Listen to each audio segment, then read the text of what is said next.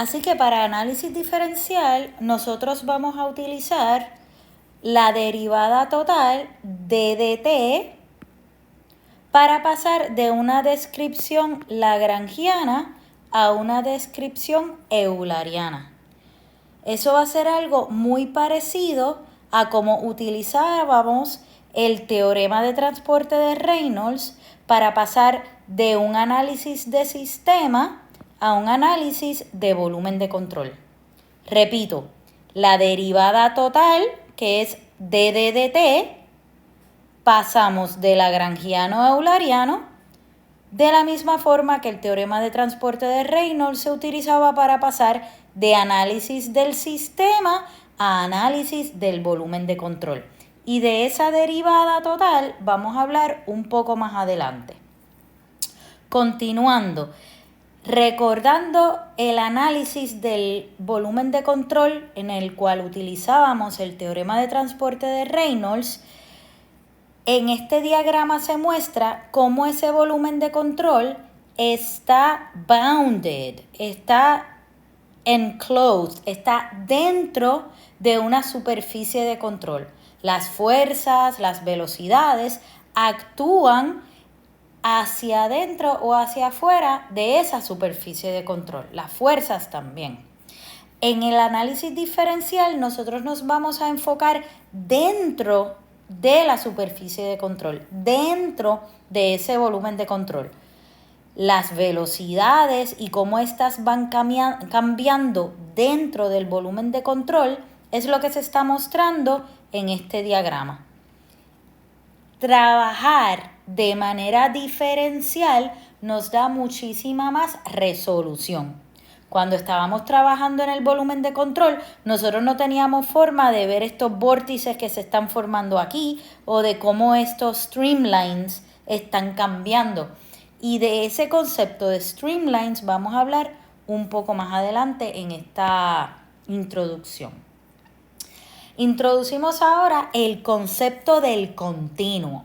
Este quizás es el concepto más importante de mecánica de fluidos. Es la asunción que utilizamos para trabajar los fluidos de una forma que hagan sentido y de una forma que podamos resolver problemas.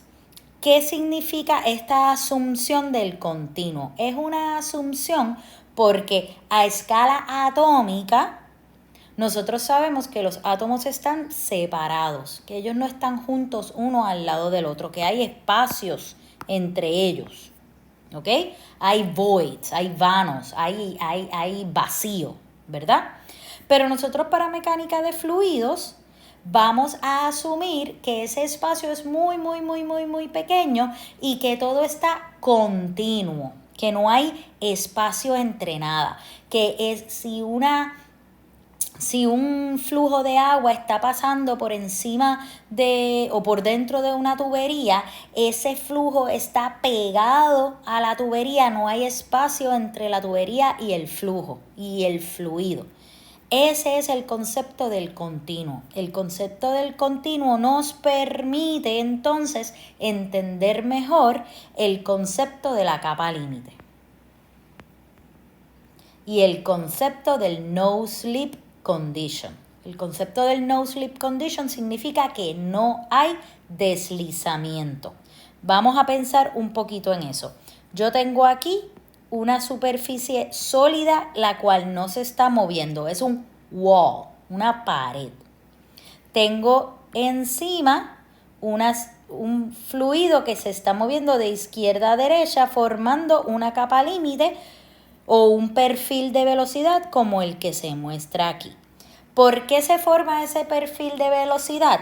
Porque en el junte, en la interfase entre esa pared y el fluido que se está moviendo, no puede haber deslizamiento, no puede haber vanos, no puede haber gaps por la asunción del continuo.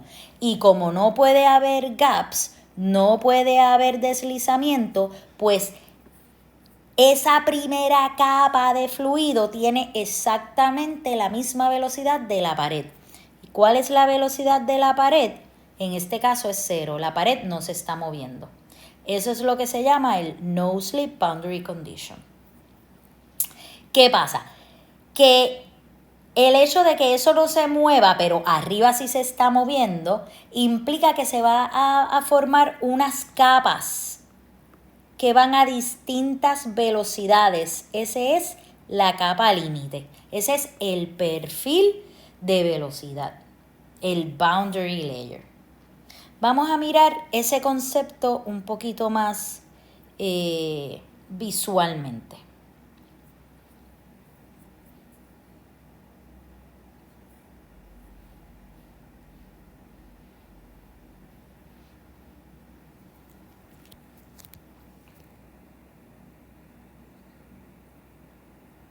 Tenemos un fluido, un flujo que va de derecha a izquierda. Se le introduce tinta, se le introduce una tinta como en polvo y esa tinta se le introduce justo en la pared. La tinta se pone justo en la pared. Luego se sube el sorbeto por donde se está introduciendo la tinta y el concepto del no slip condition, el concepto del continuo, implica que esas porciones de tinta que se pegaron a la pared se van a quedar pegadas a la pared porque no hay velocidad en la pared. Lo que se está moviendo es lo que se está moviendo con el fluido, pero lo que está en la pared no se puede mover porque hay un no slip boundary condition. Y por eso es que tienen que venir con el pincelito y removerlo. Este es el concepto del no slip boundary condition. Ok. Entonces, el hecho de que tengamos ese perfil de velocidad implica que se van a formar unos esfuerzos cortantes que le conocemos como shear stresses, wall shear stresses, esfuerzos cortantes en la pared. Esos esfuerzos cortantes están en la pared, por eso están en Y igual a 0 y se calculan con la viscosidad multiplicada por el cambio de velocidad con respecto a Y en Y igual a 0. Esfuerzos cortantes se calculan multiplicando la viscosidad por el cambio de velocidad con respecto a Y, la pendiente en el wall, en la pared.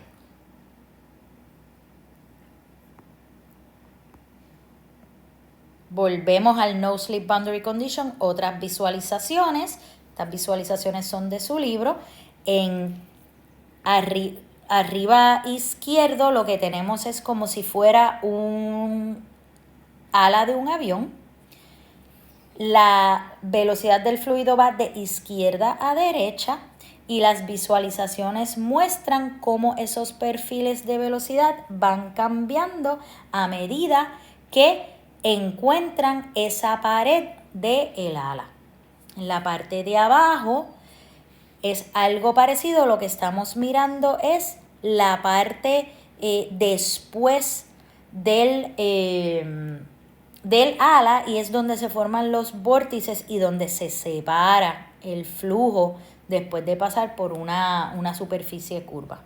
Volvemos aquí a mano derecha superior, flujo por encima de una placa, viene uniforme, por eso todas las flechas tienen el mismo tamaño y la misma dirección, pero a medida que se encuentran la pared, la cual tiene una velocidad de 0, pues por el no slip boundary condition, esa primera capa de fluido tiene que tener la misma velocidad de la pared, la cual es 0. Y por eso se nos forma el perfil de velocidad.